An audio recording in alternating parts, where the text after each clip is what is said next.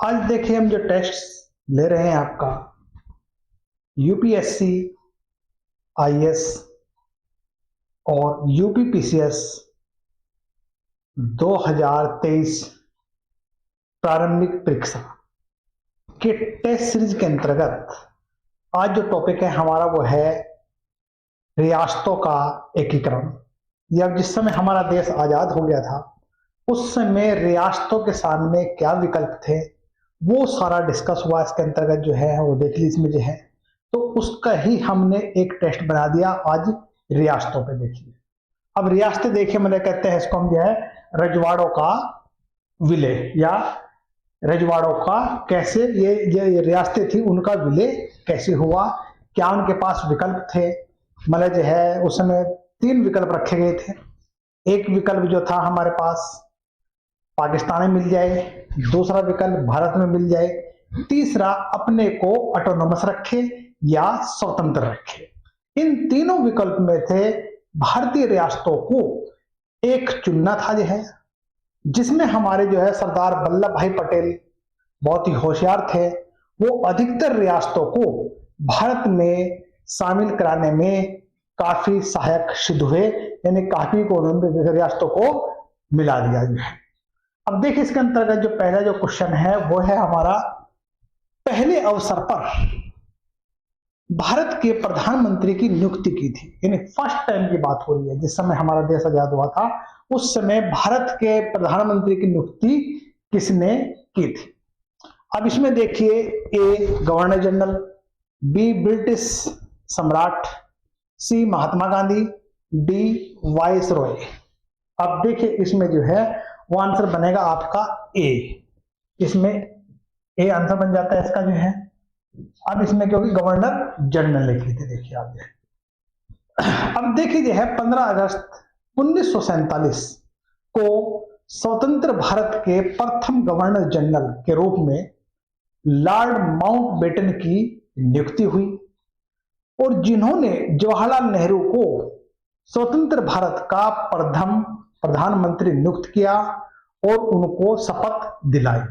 तो इसलिए इसका आंसर बन जाता है हमारा कौन सा, वो बन जाता है हमारा ए।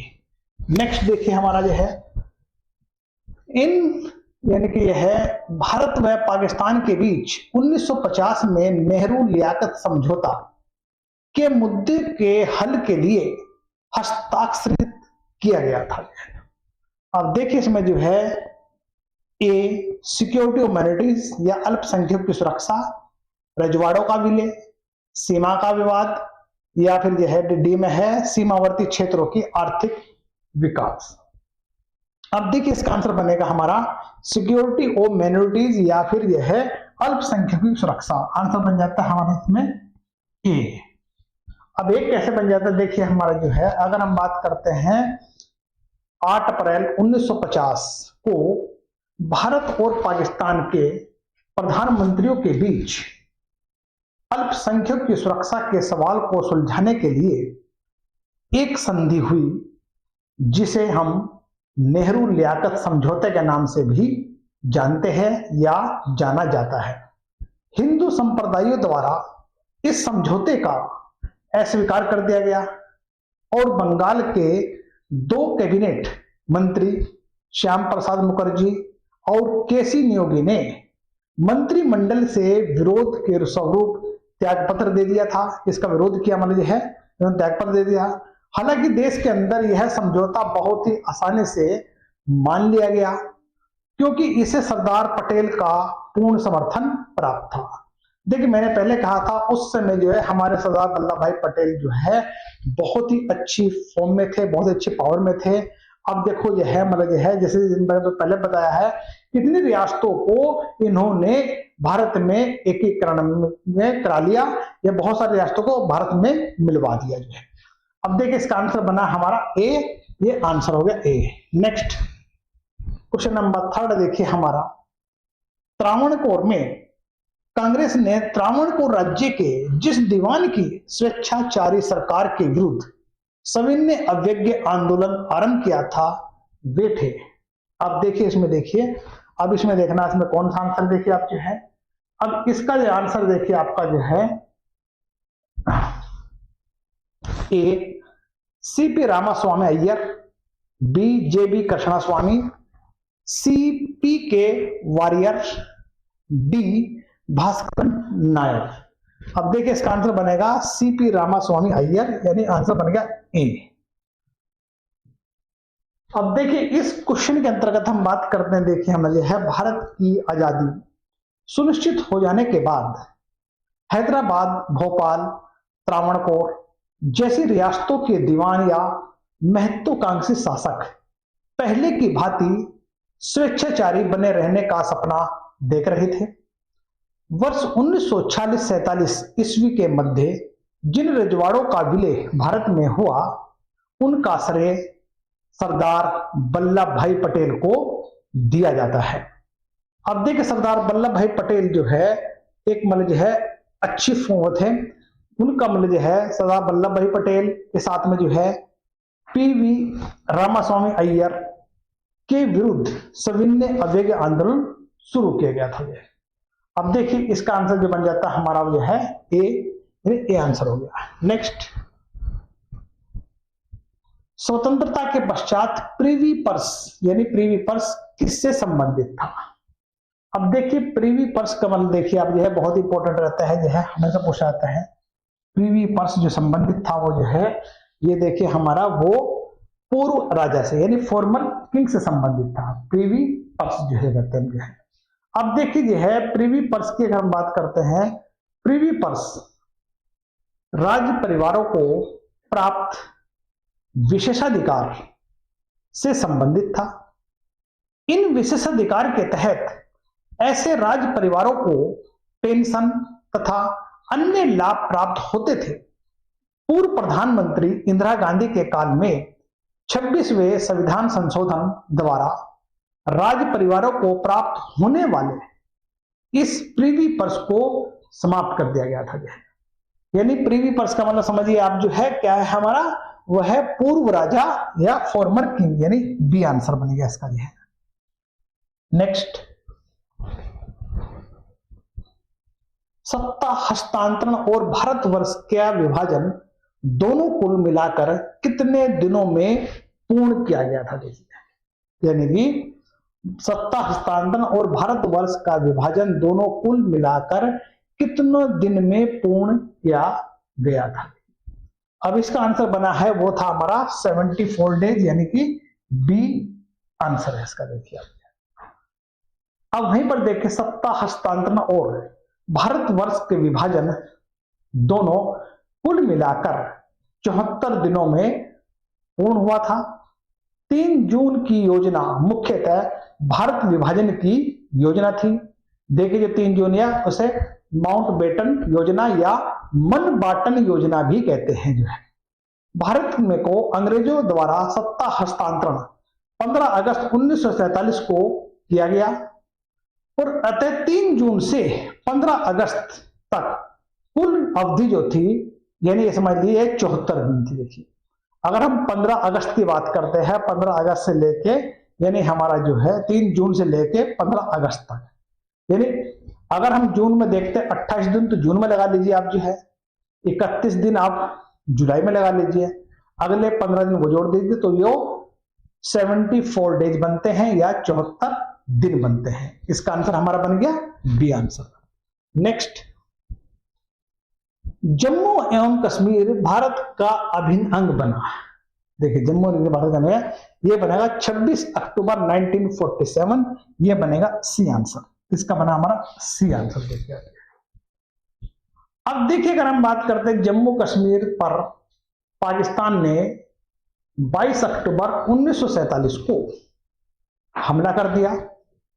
इस परिस्थिति से घबराकर 24 अक्टूबर 1947 को राजा हरि सिंह ने आक्रमणकारियों से अपने राज्य को बचाने के लिए भारत सरकार से सैनिक सहायता की मांग की और साथ ही कश्मीर को भारत संघ में सम्मिलित करने की प्रार्थना भी की।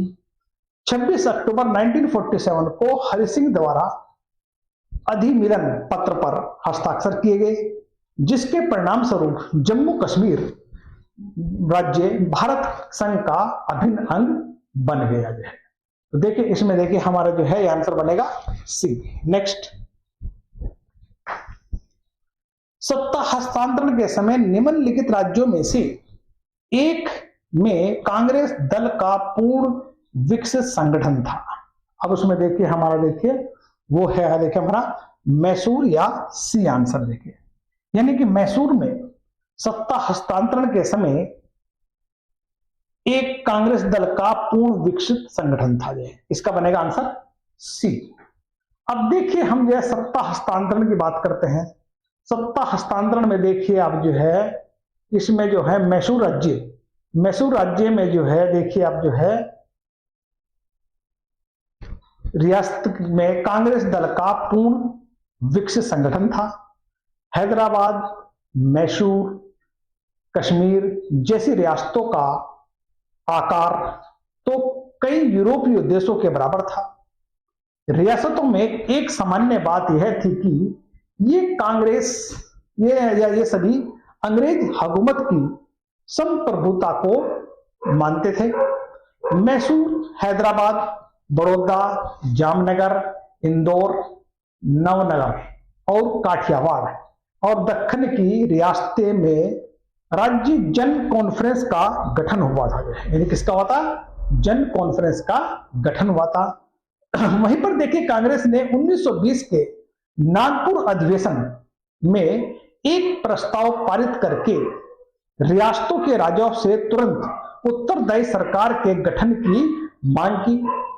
साथ ही साथ कांग्रेस ने रियासतों की जनता को कांग्रेस का सदस्य बनाने की अनुमति दी। राजाओं ने विलय दस्तावेज पर दस्तखत या हस्ताक्षर कर दिए और वहीं पर देखिए सिर्फ हैदराबाद ने ही स्वतंत्र रहने का गंभीर प्रयत्न किया। अब इसमें देखिए आप जो है इसका आंसर जो बन गया हमारा वो मैसूर था। देखिए नेक्स्ट, ऑपरेशन पोलो जुड़ा हुआ है। Operation polo is a related to, operation polo का देखिए हमारा वो है हमारा हैदराबाद राज्यों में सैनिक कार्य। यानी देखिए जो है जब हैदराबाद ने अपने को स्वतंत्र घोषित कर दिया, वो ना तो भारत में मिलना चाह रहे थे ना ही इसमें जो है पाकिस्तान में, उन्होंने अपने आप को ऑटोनोमस रखने का प्रयास किया। तो अब इसको देखें यहां पर हमने जो है पोलो ऑपरेशन के तहत जो है यहां पर पुलिस कार्रवाई करके इसे भारतीय रियासत को भारत में मिला लिया। या अर्थात हम कह सकते हैं हैदराबाद रियासत का भारतीय गणतंत्र में विलय हेतु ही भारतीय सेना द्वारा तत्कालीन गृह मंत्री और उप प्रधानमंत्री सरदार वल्लभ भाई पटेल के आदेश से 13 से लेकर 18 सितंबर 1948 में ऑपरेशन पोलो नामक सफल अभियान किया गया, जिसके तहत हैदराबाद को भारत में विलय कर लिया गया। इसका आंसर बनेगा देखिए हमारा वो बनेगा हमारा डी आंसर। ये देखिए जरा ध्यान से देखिएगा, आप चेक कर लीजिएगा आप। ये देखिए नेक्स्ट,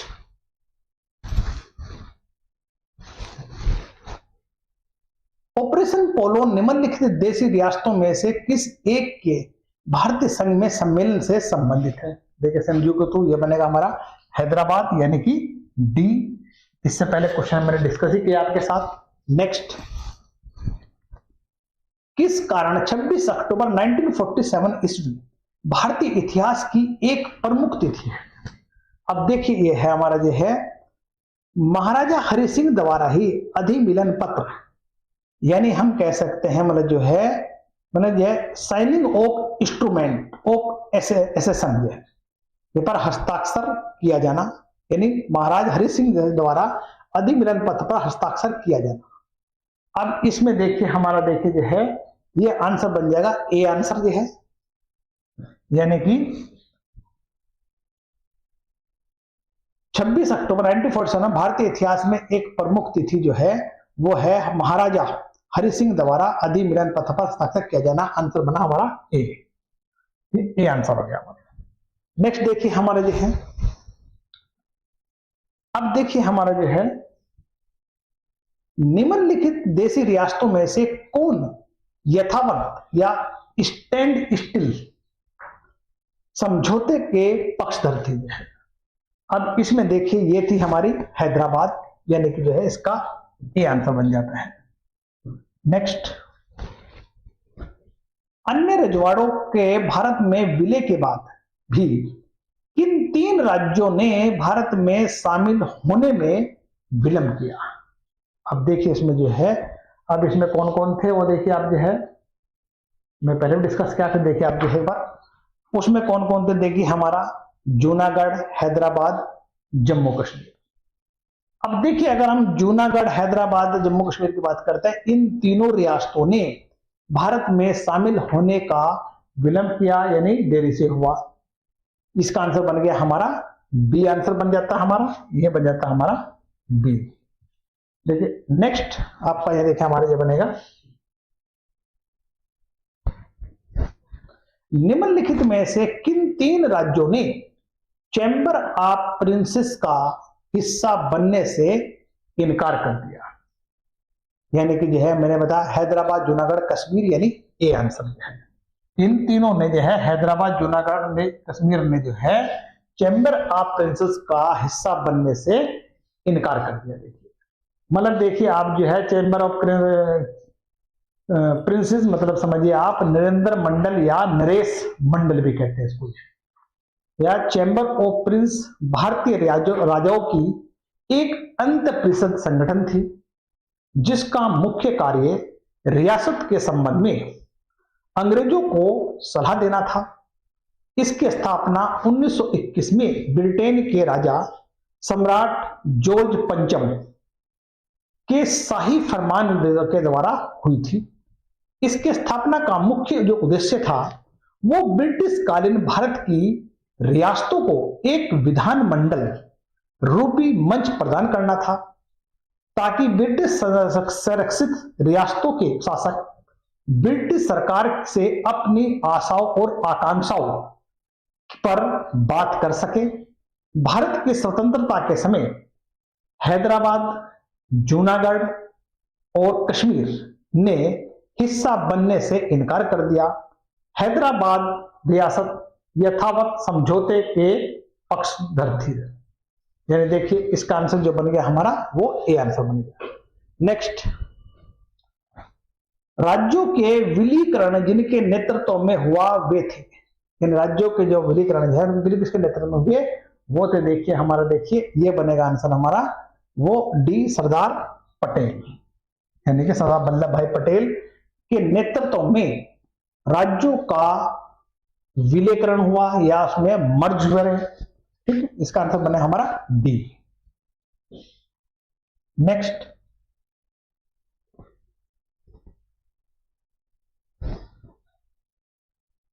राज्य विभाग की स्थापना किसकी अध्यक्षता में हुई?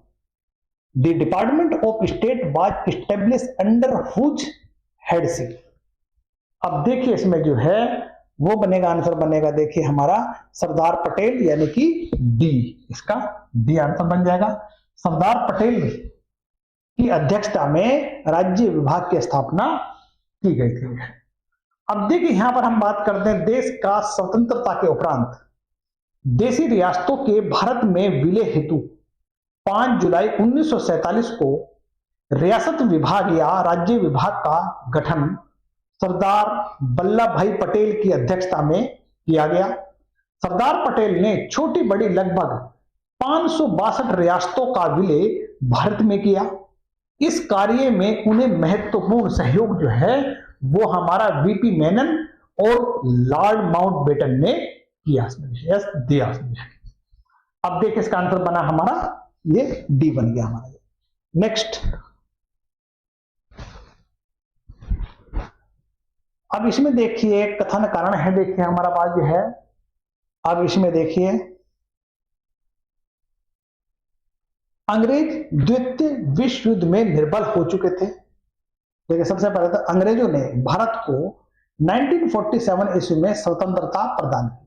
बिल्कुल सही है, जो अंग्रेजों ने भारत को जो स्वतंत्रता प्रदान की थी वो 1947 में की थी। ये तो सही है आपका जो है कथन से सही है। अब कारण देखिए अंग्रेज द्वितीय विश्व युद्ध में निर्बल हो चुके थे, ये भी सही है। अब देखिए इसमें जो है, अब ये क्योंकि जो है कथन ए यानी और आर कथन ए आर को एक्सप्लेन नहीं कर रहा है। मतलब समझिएगा, ए आर दोनों सही हैं, पर जो है इसका एक्सप्लेनेशन नहीं है, तो आंसर बन गया हमारा बी। ये हमारा आंसर बन जाता है, हमारा बी आंसर बन गया। देखिए इसका, अब देखिए हम बात करते हैं, देखिए यद्यपि अंग्रेज द्वितीय विश्व युद्ध में निर्बल हो चुके थे, किंतु स्वतंत्रता प्राप्ति का यही एकमात्र कारण नहीं था। इसके स्वतंत्रता प्राप्ति के कई कारण थे। देखिए, एक तो जो हमारा जो है साम्राज्यवाद का पतन हो चुका था। दूसरी बात देखिए, दो महान शक्तियां रूस और अमेरिका का उदय हुआ, ये भी मतलब एक स्वतंत्रता का मेन कारण था। देखिए आप जो है, उसी के बाद देखिए भारतीय राष्ट्रवाद को रोकने में अंग्रेजों की विफलता, भारतीय लोगों में जो देश का जज्बा बढ़ रहा, देश को स्वतंत्र करने का बात कर रही थी, उसको जो है अंग्रेज रोकने में विफल रहे। नेक्स्ट देखिए, हमारा भारतीय नौसेना का विद्रोह, ये भी एक अहम भूमिका थी भारत को स्वतंत्र कराने में। जो है वामपंथी का तेजी से उभरना, ये भी एक महत्व है। उसके बाद राष्ट्रमंडल का विकल्प आदि, जिसे कहते हैं कॉमनवेल्थ की बात करते हैं, जो है उसका भी एक कारण था। देखिए जो है इसने देखिए हमारे जो है देश को स्वतंत्र बनाने में काफी हद तक सहायता की। देखिए नेक्स्ट देखिए हमारा जो है, अब इसमें देखिए ये मिलान करना आपको जो है, मिलान में देखिए आपका जो है बटलर जो समिति थी वो थी हमारी भारतीय राज्यों और सर्वोच्च शक्ति के बीच संबंध, यानी कि ये हमारा ए का 2। देखिए लिख लीजिए आप जो है ए बी सी और डी, ए का क्या हमारा ये 2 बन जाता है हमारा। वहीं पर देखिए हमारा जो है हल्टोंग समिति, हल्टोंग समिति जो है ब्रिटिश सरकार में शिक्षा की अभिवृद्धि और प्रगति संभावना थी, मतलब बी का हमारा ये 4 बन जाता है, ये 4 बन गया हमारा। उसी के बाद हंटर जांच समिति की रिपोर्ट जो है ये बन जाती है जलियांवाला बाग हत्याकांड संबंधित है, ये बन गया हमारा 1। वहीं पर मूडी मैन समिति की जो रिपोर्ट है वो बनेगी, देखिए हमारा जो है बनेगा हमारा मॉन्टेगू चेम्सफोर्ड, ये बना हमारा 3, यानी कि डी का 3। अब इसमें देखिए हमारा 2 4 1 3, यानी 2 4 1 3, देखिए इसमें जो है ये बनता है हमारा डी आंसर, ये हमारा डी आंसर हो जाता है। देखिए ध्यान से देख लीजिए आप जो है। अब देखिए हम बात करते हैं, देखिए जो है लॉर्ड इरविन जो है, जिसका जो कार्यकाल था वो 1926 से 31 तक रहा। के कार्यकाल में बटलर समिति या हरकोट बटलर का गठन 1927 ईस्वी में देशी राज्य और ब्रिटिश भारत सरकार के संबंधों की जांच और उनके बीच शांतिपूर्ण संबंध स्थापित करने के लिए सुझाव देने के लिए गठित किया गया। मतलब देखिए जो हमारे बटलर कमेटी थी वह क्या थी, देशी राज्य और ब्रिटिश भारत सरकार के संबंध में जांच और उनके बीच शांतिपूर्ण संबंध स्थापित करने और सुझाव देने के लिए ये बटलर कमेटी एस्टेब्लिश हुई थी या स्थापित हुई थी। वहीं पर देखिए लॉर्ड इरविन का जो कार्यकाल था वो 1926 से 1931 था। इसके कार्यकाल में 1929 में भारतीय वैधानिक आयोग या कहते हैं सर फिलिप हल्टोंग की अध्यक्षता में शिक्षा की स्थिति पर अपनी रिपोर्ट देने और उसके विकास के लिए सुझाव देने के लिए गठित किया गया था। वहीं पर देखिए लॉर्ड चेम्सफोर्ड, जिसका जो कार्यकाल था वो था हमारा जो है 1916 से 1921 तक था जो है। इसके कार्यकाल में क्या हुआ था, देखिए हमारा 13 अप्रैल 1919 ईस्वी में जलियांवाला बाग हत्याकांड की जांच करने के लिए हंटर आयोग का गठन हुआ था। और लॉर्ड चेम्सफोर्ड ने के कार्यकाल में ही 1919 ईस्वी में मॉन्टेगू चेम्सफोर्ड सुधारों में अधिक कथित द्वैध शासन प्रणाली के कार्यकरण हेतु मूडीमैन कमेटी, अलेक्जेंडर मूडीमैन के अध्ययन ने 1924 में इस मूडीमैन कमेटी का गठन किया। मतलब देखिए आप ये क्लियर हो गया आपको ये किसका क्या देता, इसका बनेगा आंसर हमारा डी। नेक्स्ट, निम्न कौन गलत है। अब इसमें गलत बताना आपको जो है, किस संबंध है? स्ट्रेची आयोग, फेमाइन या अकाल से बिल्कुल सही है। उसके बाद इंडिगो कमीशन, यह है कृषि संबंधी, ये बिल्कुल सही है। विटले जो है विटले कमीशन, ये लेबर प्रॉब्लम से है, मजदूर समस्या। उसके बाद देखिए हमारा जो है हंटर कमीशन, यह है एजुकेशन संबंधित। देखिए अब देखिए हमारा, देखिए इसमें आंसर जो बनेगा हमारा, देखिए वो बनेगा हमारा जो है ये सी बनेगा इसमें। देखिए क्यों? इसमें देखिए ये श्रम से रिलेटेड था जो हमारे इरविन के समय में इस्टेब्लिश हुआ था, या ना सॉरी, हाँ लॉर्ड इरविन के समय में इस्टेब्लिश हुआ था। अब इसका आंसर बन गया हमारा सी। अब देखिए आप देखिए इसमें जो है स्ट्रेची आयोग जो था वो 1878 में अकाल से संबंधित था, जिसने उस समय हमारे जो गवर्नर जनरल थे वो लॉर्ड लिटन के समय में गठित हुआ था। वहीं पर देखिए मैंने विटले कमीशन बताया आपको, जो श्रम से संबंधित था जो है वो लॉर्ड इरविन के समय में गठित हुआ था। हंटर कमीशन जो शिक्षा संबंधित है लॉर्ड रिपन के समय में गठित हुआ था। नील आयोग 1860 में नील उगवाने वाले अंग्रेजों को और रैयतों के कर्षों के कार्यों में हस्तक्षेप न करने की बात की गई है। तो देखिए हमारा आंसर बन गया, इसका सी आंसर है। नेक्स्ट, निम्नलिखित आयोगों को स्थापित करने का सही तिथि क्रम क्या है? अब इसमें क्या करना, आपको इसका क्रम बनाना है। क्रम के अंतर्गत देखिए आप जो है इसमें आंसर बनेगा आपका, देखिए सबसे पहले अगर हम बात करते हैं मैकडोनाल्ड कमीशन, यानी कि देखिए ये बनेगा हमारा, देखिए ये बनेगा हमारा मैकडोनाल्ड कमीशन का कॉमनर अवार्ड भी कह सकते हैं इसको, जो है ये बना हमारा 1932 की बात कर रहे हैं हम, या इसमें कहते हैं जिसमें अकाल पड़े 1900 में लॉर्ड कर्जन ने सर एंटनी मैकडोनाल्ड की अध्यक्षता में एक अकाल आयोग भी नियुक्त किया था। देखिए अब तो इसमें देखिए हमारा दूसरा है first industrial commission. First industrial commission की बात करते हैं, देखिए हमारा जो है वो 1916 में इस्टेब्लिश हुआ था। वहीं पर देखिए हमारा फर्स्ट फिस्कल कमीशन ये बना था, देखिए हमारा केसी नियोगी की अध्यक्षता में प्रथम वित्तीय आयोग की बात करते हैं, वो गठन हुआ था 1951 में। अब इसका देखिए आंसर बन जाता है हमारा, देखिए अगर हम जो है मैकडोनाल्ड कमीशन की बात करते हैं ये बना था 1900 में, और वहीं पर फर्स्ट इंडस्ट्रियल कंपनी ये बना था हमारा 1916 में, ये बना 1916 में, और वहीं पर फर्स्ट कमीशन जो है ये बना हमारा जो है 1951 में। अब इसका देखिए आंसर बन जाता है हमारा, देखिए सबसे पहले तो यानी कि ये बन जाता है हमारा 1 2 3, ये आंसर बन जाता है हमारा। देखिए नेक्स्ट देखिए हमारा जो है, अब देखिए इसमें जो है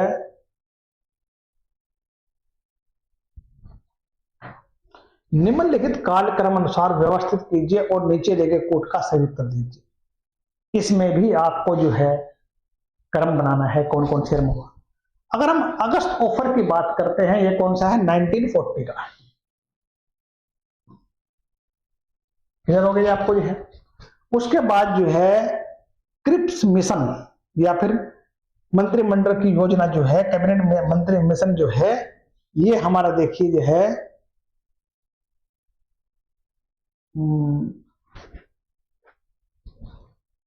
कैबिनेट मिशन 1946 का है। वहीं पर क्रिप्स मिशन 1942, और वहीं पर देखिए वेवेल योजना 1944 या 44 45 मैंने समझिए आप जो है इसी देगा।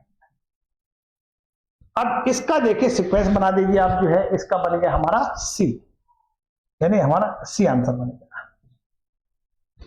देखिए मैंने डिस्कस के आंसर चेक कर लीजिएगा क्या स्थिति बनी आपकी जो है। नेक्स्ट टेस्ट में आपसे फिर मिलेंगे।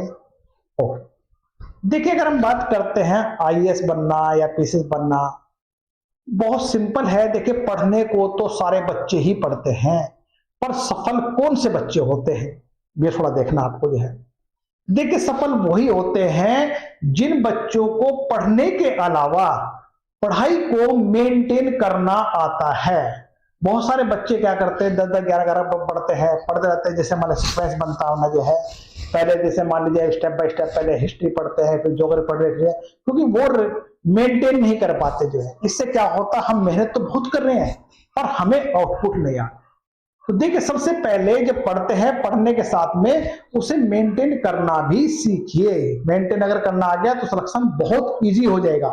मेंटेन नहीं करना आ रहा है तो समझिए जितनी बार ट्राई कर लीजिए आपकी मेहनत निष्फल हो ही जाती है। चलिए फिर हम आपसे नेक्स्ट मिलेंगे।